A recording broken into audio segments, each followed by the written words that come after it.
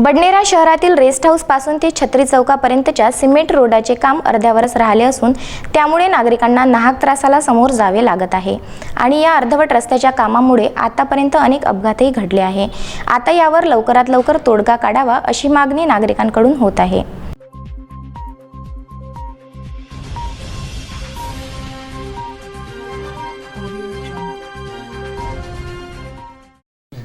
सार्वजनिक बांधकाम विभागाच्या वतीने बडनेरातील रेस्ट हाऊस ते छत्री चौक या दरम्यान सिमेंट काँक्रिटीकरण करण्यात येत आहे। रस्त्याचे हे बांधकाम मात्र अनेक महिन्यांपासून बंद पडलेले आहे। बंद पडलेल्या या बांधकामामुळे अनेक अपघात होत आहेत।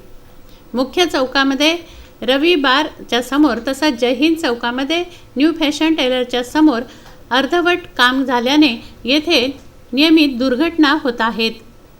या अपघातांचं कारण म्हणजे रस्त्याच्या दोन्ही बाजूनी काम सुरू आहे व मध्येच वळणावर असलेल्या रस्त्याचं काम अर्धवट थांबलेलं आहे।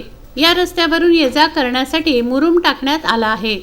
या मुरुमामध्ये मोठमोठे दगड असल्याने कित्येक दुचाकीस्वार आतापर्यंत पडले आहेत, त्यांचे हातपाय तुटले आहेत। डॉक्टर गुल्हाने यांच्या रुग्णालयासमोरून हा रस्ता गेलेला आहे। या रस्त्यावर मोठमोठ्या भेगा पडल्या आहेत, त्यावरून या रस्त्याचं काम निकृष्ट दर्जाचं होत असल्याचं दिसून येत आहे।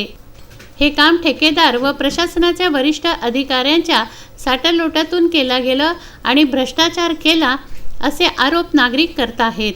हे बांधकाम थांबल्याबद्दल बडनेरा BMCचे वरिष्ठ अधिकारी रंभाड यांना विचारलं असता 2 ते 3 दिवसात हे बांधकाम सुरू होईल असं त्यांनी सांगितलं, परंतु जे बांधकाम झालेलं आहे ते निकृष्ट दर्जाचं आहे। त्यावर कोणती कारवाई होणार, त्याची चौकशी होणार का, याकडे बडनेरा वासियांचं लक्ष लागलं आहे।